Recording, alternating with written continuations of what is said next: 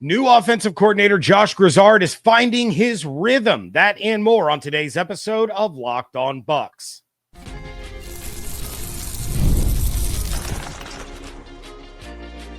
You are Locked On Buccaneers, your daily Tampa Bay Buccaneers podcast. Part of the Locked On Podcast Network, your team every day. What's up, and welcome into this episode of Locked On Bucs, your daily podcast covering the Tampa Bay Buccaneers, part of the Locked On Podcast Network, your team every day. I want to thank you for making Locked On Bucs your first listener view every day. Don't forget you can subscribe or follow for free on YouTube or wherever you get your podcasts. And of course, you can follow along on Twitter. I am James Yarcho at @JYarcho_Bucs, credential member of the media covering your Tampa Bay Buccaneers, here with you every Monday through Friday, along with the everydayers. And for that, I want to share my appreciation for your continued support of the show. One of the ways you can support the show is become a Locked On Bucs insider. You're going to get news, rumors, updates, general thoughts, one-on-one conversations with me via text message. Go to joinsubtext.com/LockedOnBucs or click the link in the show notes to become an insider today. Looking to avoid a sophomore slump and more positive news about some key rookies. That's all coming up in a little bit, but I want to start today off with some reaction to the Bucs night practice where both sides of the ball had their moments, but we finally got a chance to hear from new offensive coordinator Josh Grizzard, who is trying to find his groove as a coordinator and a play caller. Just like the players, he's trying to prepare for the season, calling plays, which is something he has not done throughout his career. So plenty of practice for him to be able to find his kind of, his style of play calling heading into the season. Now, the offense is going to be a big reason that the Buccaneers find success this year, but with their third offensive coordinator in as many years, there is some trepidation about whether or not they may take a step back. For Grizz, it's about finding his footing. He was asked about the process and whether or not it's getting easier each day, and Grizz said, quote, "I do, absolutely. Even back to the spring up to this point, there's definitely much more comfortability with it. The nature of some of the periods being 20 minutes or 25 minutes where you're calling plays back to back to back to back, whether it's the ones, twos, or threes, it's just 25 to 30 plays in a row versus in the season. That's not that it's easy, but you're looking at a 7, 8, or 12 play drive that could last 5 or 6 minutes, whereas this one is 25 minutes and it's nonstop thinking. It's been a lot of fun." End quote. This to me is a great way for him to really dive into the deep end of his biggest game day responsibility. If he's having to call plays nonstop for 25 straight minutes, that is some serious mental gymnastics. And he has to run through all these scenarios, all these formations, not call the same play twice, and really getting through the playbook in order to get through this extended drive period. At the same time, the players have to be on their toes because of the sheer variety that is being thrown their way, having to execute these plays and these assignments and continue to move the ball. It's really an iron sharpens iron situation. It's going to weed out the guys that don't know the playbook well enough or can't remember their responsibility in this moment or in these moments, while at the same time, the other iron sharpens iron situation in all of this is a first-time play caller going up against Todd Bowles, a seasoned coach and one of the best defensive coordinators we've seen over the last few decades. Grizz was asked about having to go head-to-head with Bowles in these play calling scenarios, and he said, quote, "It's a lot of fun.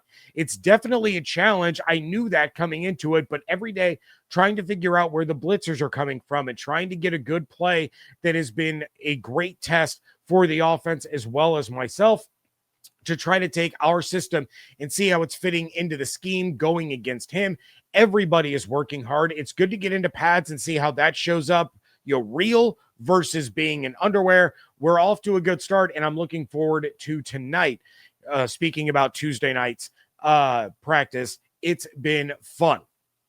This is what I think is really going to help Grizz the most in preparing for the season. There are some incredible defensive coordinators that the Bucs are going to have to face during the regular season in these, chess matches. Having to square off with Bowles in practice is the best preparation that Grizz could have. It's kind of like what we talked about last year with Graham Barton. he was having to go against Vita Vea every single day in practice. He was not going to face a tougher challenge in the regular season than he was facing in practice every day. The same goes for guys like Benjamin Morrison and Jacob Parrish this year. Those two are having to face off against Mike Evans and Emeka Egbuka and Jalen McMillan. Eventually, they'll have to face off against Chris Godwin. That's fantastic for preparing for the elite level of receivers that they're going to face in the regular season. You look at Charlie Heck being thrown into the starting role at left tackle, having to go up against Hassan Reddick and Yaya Diaby. Again, great way to prepare for the challenges of the regular season. So Grizz having to go toe-to-toe with Bowles in practice is the perfect way to prepare a first-time play caller for the challenges that he'll face in the regular season and the kinds of crazy looks that he's going to get from these opposing defenses, how he's going to be able to diagnose those and realize what's going on in the moment and be able to call plays and help put Baker and the offense in the best situation possible. Todd Bowles is encouraged by all of it, all of the things that he has seen so far, telling the media, quote, he, meaning Grizz, he's executing well. It's call it period, but at the same time, it's install period as well. He's not completely calling the game, but he's calling what he has in, and he's executing very, very well, end quote.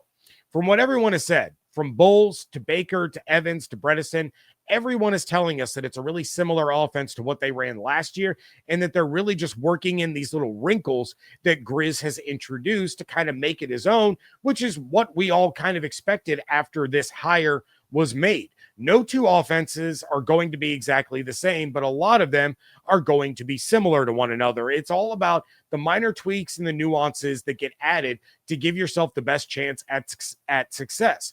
Liam Cohen's offense didn't look exactly like Sean McVay's, but it was similar and it worked. Now you're going to have Grizz, which is going to be similar to Cohen's, but you have a little bit of Mike McDaniel worked in there as well. And you're going to have his own little changes. So again, similar, but not a carbon copy. It's basically McVay's offense 3 times removed, because you have those layers of separation and you have these guys that take the main concepts, but then they change this little thing or they change this little thing. Verbiage, of course, is a big part of it. There's going to be different verbiage that these players have to learn and get used to. But all in all, even with the defense winning a lot of the days early on, the offense is in a really, really good spot. If the defense keeps elevating its game, then the offense is going to have to respond. And that means the both sides just kind of keep raising the level of their game higher and higher and higher, which is what you need if you're going to be legitimate contenders in the NFL. You have to be able, if you're the Bucs defense, you have to be able to stop what is expected to be one of the most prolific offenses in the NFL. And then if you're the offense, you have to be able to figure out how these new pieces are fitting in, where the blitzes are coming from. You're facing a healthy defense right now, hopefully all season, knock on wood. But the defense will continue to elevate their game because they have to stop this offense. So that means the offense has to elevate theirs in order to beat a defense that is getting better and better each and every day. The other thing that you're going to need if you are going to be a contender in the NFL is you need to hit on your rookie class yet again. It seems like Jason Light may have done exactly that based on some early reactions. That is coming up next on today's episode of Locked On Bucs, part of the Locked On Podcast Network, your team every day.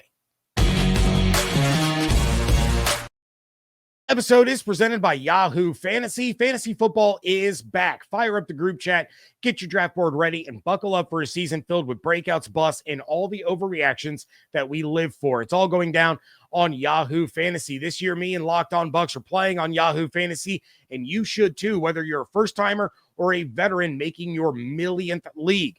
I've used Yahoo Fantasy numerous times throughout all of my years playing fantasy football. Let me tell you, there's no cleaner or more user-friendly platform out there than Yahoo. The info, the layout, everything that they do makes playing as easy as possible. To celebrate 28 years of fantasy greatness, Yahoo Fantasy is dropping 28 big new features over 28 days, giving you more ways to play, more ways to draft, more ways to win.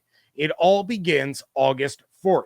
Stay tuned and get started by creating or joining a Yahoo Fantasy Football League at yahoofantasy.com/LockedOnNFL. That's yahoofantasy.com/LockedOnNFL. And let's make this fantasy season the best one yet.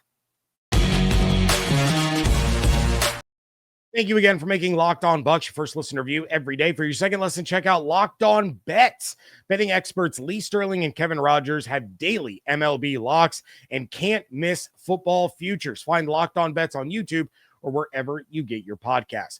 We are not going to stop talking about these rookies anytime soon, nor should we, because every time I turn around, there's a rookie making another play or a seasoned vet talking about how impressed they are by one of these new rookies. Guys, if things truly keep trending in this direction, we could be talking about a draft class that surpasses the 2020 class in terms of production and impact. I think about that for a minute.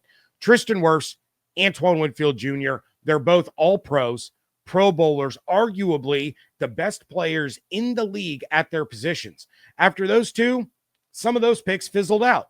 So now we're talking about the first three picks of this year's class being immediate impact guys, plus a fifth rounder that's going to be a big part of the defensive line rotation, and a seventh rounder that's going to have plenty of opportunities to shine in this offense. The last couple of draft classes have been huge. Last year has a chance to be one of Light's best. You have Barton, Tyke, McMillan, Culp. Then hopefully you have a step forward from Braswell this season. But when you look at what Egbuka, Morrison, and Parrish are already doing, it's turning heads and should get you really, really excited. The Bucs social media dropped a video on Monday of Benjamin Morrison intercepting a pass intended for Rakim Jarrett. Then during the night practice, he was defending Mike Evans, who beat him with a quick double move for a big gain down the field. Well, Benjamin Morrison responded with an interception on the very next play. Bowles talked about it saying, quote, "He made a great play the first play. Mike adjusted the route after he read it. Morrison got an interception on the second play. He's a very smart player. He can see things before they happen, but he still has to cover it," end quote. Morrison has started rotating with Jamel Dean to get work on the first team defense, with Bowles saying, quote, "We throw a bunch of people in with the ones just to see what they're doing. Morrison has learned enough where he can go in with the ones and not flinch. We want to see when we throw guys in there, how they respond. Some guys go into the tank. Some guys respond. He responded," end quote. Jacob Parrish has come away with some interceptions throughout camp, and Bowles has started taking note of the secondary as a whole getting better. Quote, "I've got to look at the tape. I thought the defensive backs played a lot better today in the red zone. As far as understanding techniques, I've got to look at the tape to see overall." But that brings us to the guy that we just talked about on the last show, Emeka Egbuka. I know I'm hyping this kid up a lot, but it's not unwarranted. Players, coaches on this team cannot stop talking about this player, and for good reason. He's really, really talented. He's incredibly intelligent. Grizz was asked about Egbuka and said, quote, "He's been in a great way as expected. Even though there's that expectation with him coming in as a first-round pick, he's even exceeded that. His communication skills are off the charts, and his ability to pick up the scheme. It's different for, say, J-Mac coming back, and it's similar verbiage and things of that nature. What Egbuka has been able to do as a rookie has been unbelievable. Once the ball is snapped, and you guys have seen it, he's been getting open. You can tell how strong he is through the catch. His yak has been great. Of course, he's a really good blocker. He's such a cultural fit as well. It's been off to a good start for him," end quote. And you have Mike Evans, the alpha in that room, who has praised Egbuka's maturity, professionalism, and ability. He talks about how this is the most talented receiver room that he's ever been a part of, and that's not the first time that he said it either. Last time he mentioned that was back in OTAs. Now it's training camp. The pads have come out, and the sentiment is still there. This is a guy who was in a receiver room along with Chris Godwin, Antonio Brown, and Julio Jones. And he's saying this room is the most talent he's ever been around. And I know I've given a lot of love to Egbuka, but Tez Johnson is also turning some heads in camp early on. Now, I thought that Johnson's biggest attribute this season would be on special teams as the Bucs try to look for an answer there because Trey Palmer really hasn't panned out the way that a lot of us or a lot of the coaches were expecting him to. But his abilities as an offensive weapon may be better than I personally had originally anticipated. Evans was excited to talk about him on Tuesday. Quote, "That is my guy, man. With the ball in his hands, he is a crazy athlete. He catches the ball really well for a smaller, faster guy because a lot of smaller guys do not have the best hands, but he has really good hands. He's super positive, fun guy, down to earth. He knows a lot about that stuff that I like. So we will listen to old music in the locker room, and he knows about that," end quote. Now, credit to Jenna Lane, who asked the really important follow-up question of what they consider older music, to which Evans replied early 2000s, which I'm not going to lie, that hurt me, like internally. That hurt my heart. I like to say that I listen to older music, and when I say that, I'm referring to the Beatles and Bruce Springsteen and the Eagles and Little Feat.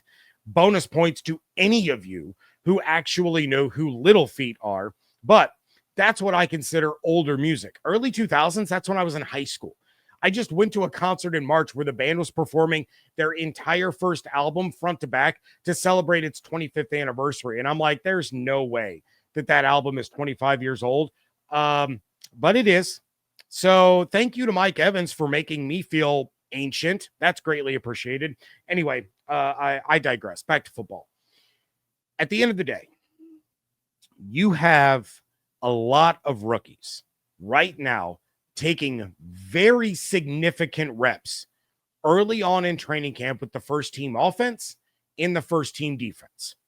You could have a team where there are 4 serious contributors on the defensive side in their first or second year in the league.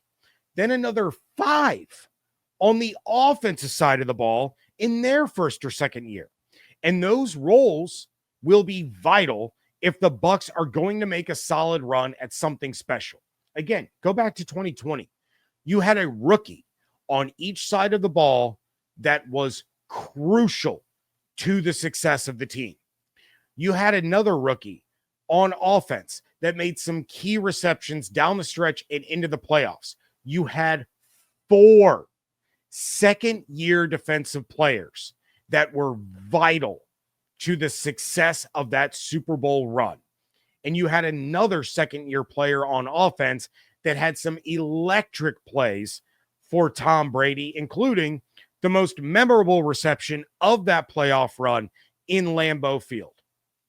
If you are a team that is going to make a run like the Bucs want to, like they're planning to, like the Eagles did last year, you have to see your young players give major contributions to their side of the ball. The Bucs are poised to do exactly that with this group of first and second year players if things continue to trend in this direction right now. But what about one of those second year players that's looking to avoid what could be a terrible sophomore slump? That's coming up next on today's episode of Locked On Bucs. Time to fuel up and turn it up with 5-Hour Energy Transfusion. It brings the bold grape, ginger, and lime flavor of your favorite golf drink, minus the alcohol, into a quick, energizing shot. Whether you're sinking birdies or just making memories with friends, this one's a hole-in-one for your energy game. Let's be honest. Some days on the course or off of it, you just need that extra boost to stay sharp and energized. One of my favorite things about the golf league that I sometimes participate in is their weekly games. And for as bad as I am at golf, it was awfully sweet when I won the pot on a closest to the pin challenge right after getting my first ever birdie.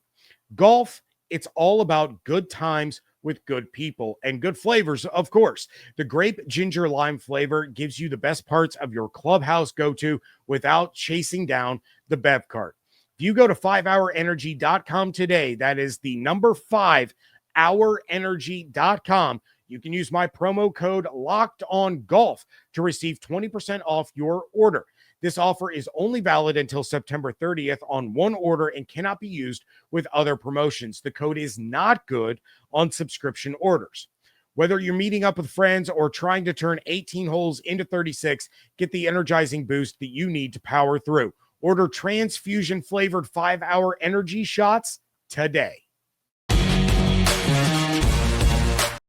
Wrapping things up here on today's episode of Locked On Bucs. And all right, show of hands, who is beyond excited to see what Bucky Irving can do this season as he enters the year as the RB1 in this offense? As long as you're not currently driving, I expect all hands to be raised. Look, we're all excited about Bucky and what he can do with the workload that he's going to get for an entire season compared to the workload that he got as a rookie. Now, he's going to be the lead back and getting about 15 or so opportunities per game, which is around what he got after the bye week last year when he ended up going absolutely crazy. There is, however, a bit of concern about a sophomore slump. It's a very real thing, and we see it all the time. Of course, the last time we saw a rookie put up the kinds of numbers that Bucky did in a Buccaneers uniform was Doug Martin, who then proceeded to go into a 2-season slump before exploding again in a contract year.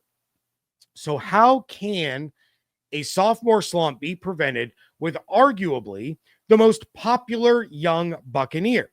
Grizz commented on it saying, quote, "The way that he still continues to come in here, not as early as Coach Moore, but close, and the work that he puts in. I can't imagine his work ethic falling off. What he's been able to do so far, he's even light years ahead of where he was at this point last year. We watched a practice from essentially a year ago today that we're going to have tonight, and just the strides that he's made, even from that point, are amazing. You can see the work that he puts in. You guys talk to him. He loves it. He's committed to it. It showed up, especially once we put the pads on. Because of his work ethic, we wouldn't expect him to have any setbacks." End quote. We've all seen the video of Bucky and Mike Allstott talking to one another in the weight room, and it's fine. It is perfectly fine to have high expectations of Bucky, but I am certainly concerned that there's going to be some level of regression. And there's reasons for that. My first concern is the same one that I had heading into last season. That's his size. Can his body take the level of punishment that a heavier workload is going to bring? Now, of course, one of the things that plays into his favor is that it's hard to hit him square. He is so quick and elusive and shifty that it's rarely, if ever, the first guy that gets to him. And then he's usually taking glancing blows rather than head-on collisions. Those glancing blows tend to slow him down until he's tackled, so that's going to lessen the potential punishment. All that said, he still got beat up a little bit last season, and that was before he took on the bigger role that he had in the offense. The next concern that I have is the offensive line. Now, you all know that I was really high on the O-line heading into the season, but losing Wirfs for any amount of time lowers their ceiling tremendously. So early in the year against teams like the Falcons, the Texans, the Eagles, is he going to have the kind of running lanes and the open field to be able to get those chunk plays that we got so used to and that the Bucs are going to need in order for the run game to be effective? One of the things that will not surprise me at all is if we see closer to a 50-50 split between Bucky and Rashad early on in the year, rather than a clear RB1, RB2 kind of situation. Rashad is the bigger back. He can take a little bit more punishment than Bucky can. So having him out on the field more often early in the year while Wirfs is sidelined would probably be better for the Bucs over the long term when it comes to keeping Bucky healthy all season. On top of that, I think that a lot of people kind of forget just how good Rashad was. He got a lot of grief last season, and I think a lot of that was unwarranted. But Rashad was knocking on the door of a 1,000-yard rushing season in 2023, and fans really kind of turned on him throughout last year. Yes, Bucky took the league by storm. He became a viral sensation and people were having all kinds of fun talking about him, he really became a fan favorite of not just the Bucs, but of NFL fans in general. So I think some of the jeers towards Rashad had more to do with wanting to see Bucky and less to do with actual dislike or frustration with the performance that Rachaad White was putting out there. He is also going to be a highly motivated player this year. It's a contract year, and if he wants the chance to return to an RB1 role, he knows that it's not going to be in Tampa, and he needs to make the most out of every single snap so that he can show out for any potential suitors in free agency. Sure, there's absolutely a chance that he likes the dynamic of the running backs in Tampa, and he likes the team, and he likes the coaches, and he wants to continue working towards winning a championship.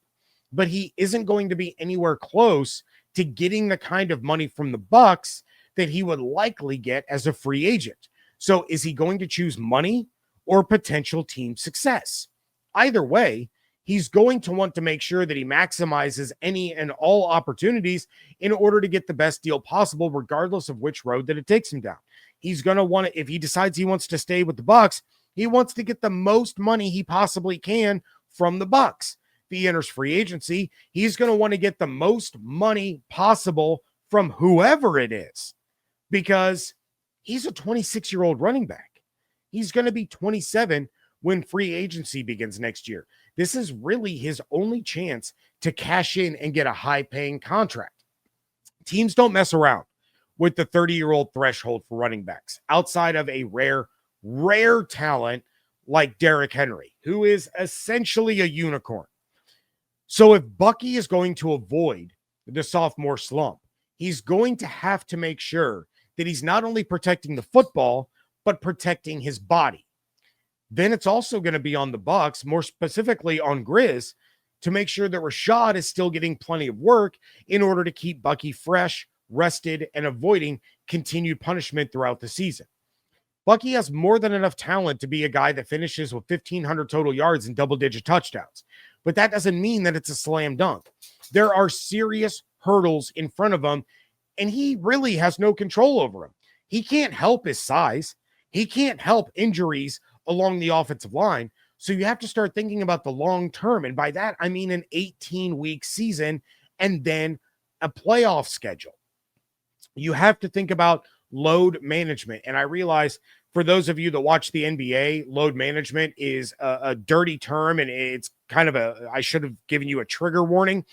And it means that superstars are going to sit out because they can't be bothered to play 82 games anymore, because that's just how the NBA is now.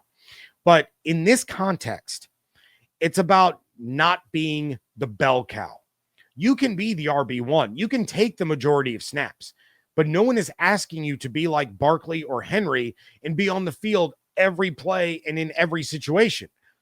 Rachaad was on the field for 56% of snaps last season. Bucky was on the field for 45. You can just swap those numbers. And I think that would be really what's best for not just the individuals, but for the team. There's still no doubt that Rachaad is a better pass blocker. And while Bucky is getting better, Rachaad is still vastly superior in that area of the game. So that'll certainly help in getting Bucky a breather here and there and making sure that he isn't having to go one-on-one with guys like Micah Parsons or TJ Watt or those level of edge rushers. That helps on the wear and tear the Bucky is going to endure without a doubt. I was talking to my buddy yesterday about fantasy football, and he asked which running backs I would take ahead of Bucky. And I know fantasy football and real football are two very different things, but it does speak to the production of the player. And I legitimately came up with maybe five running backs that I would consider taking over Bucky Irving. And, you have obviously Saquon Barkley, in no particular order. Saquon Barkley, without a doubt, he's up there. Bijan Robinson, he's up there. Derrick Henry, Jahmyr Gibbs, probably James Cook. I am a little concerned about the contract stuff with Cook. But after that, maybe Josh Jacobs. Was he a one-year wonder in Green Bay? I don't think so. I think he's a really talented guy on a really talented offense. Maybe Kyron Williams, his touchdown opportunity is just out of control, but that's really about it. I'm not taking Ashton Genty or Christian McCaffrey or Devon Achane over Bucky Irving. And granted, those are injury related. Like, I don't trust McCaffrey to get through a season without being injured. I don't trust the Dolphins offense to get through a season uninjured. And then with Genty, it's just a rookie and an unknown offense, so I don't trust it. But I'll tell you that to say this. I am really, really high on Bucky Irving this year. I have faith in him having a better overall season than he had in his rookie year. But I am not without my concerns when it comes to the sophomore slump, which is something the Bucs running backs seem to absolutely love doing. That's going to do it for this episode. Please check out everything on Twitter at Locked On Bucs, at @JYarcho_Bucs. Follow on TikTok, Instagram, social medias at Locked On Bucs everywhere. Subscribe on YouTube with the notifications turned on, as well as wherever you get your podcasts. Become a Locked On Bucs insider. Go to joinsubtext.com/LockedOnBucs or click the link in the show notes. If you want to support the show, but you don't want to be an insider, it's real simple. Like this episode and leave us a 5-star review wherever you get podcasts. It does help other Buccaneers fans find the show. Hope you all have an absolutely outstanding day. Stay safe, stay healthy, fire the cannons. I want to thank you so much for joining me right here on Locked On Bucs, part of the Locked On Podcast Network, your team every day.